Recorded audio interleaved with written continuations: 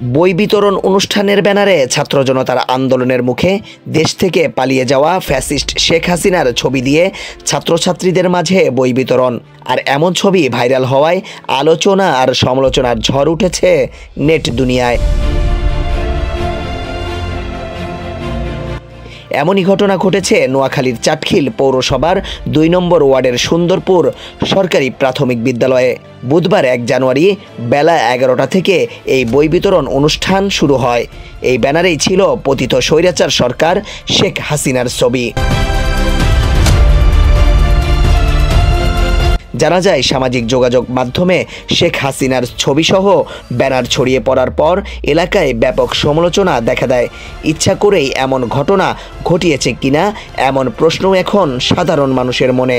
অনুষ্ঠানে বিদ্যালয়টির শিক্ষকদের পাশাপাশি আমন্ত্রিত অতিথিরাও উপস্থিত ছিলেন।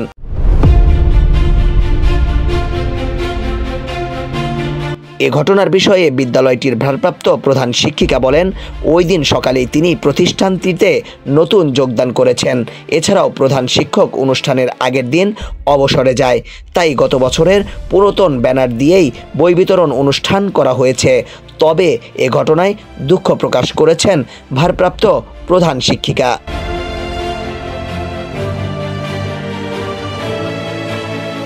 চাটখিল উপজেলা শিক্ষা অফিসার জানান, এ বিষয়টি খতিয়ে দেখে যথাযথ ব্যবস্থা নেওয়া হবে।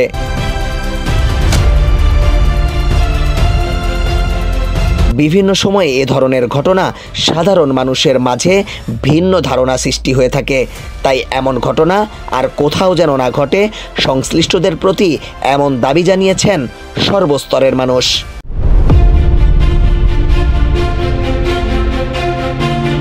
প্রান্ত পারভেজ, জনতার আলো, নিউজ ডেস্ক।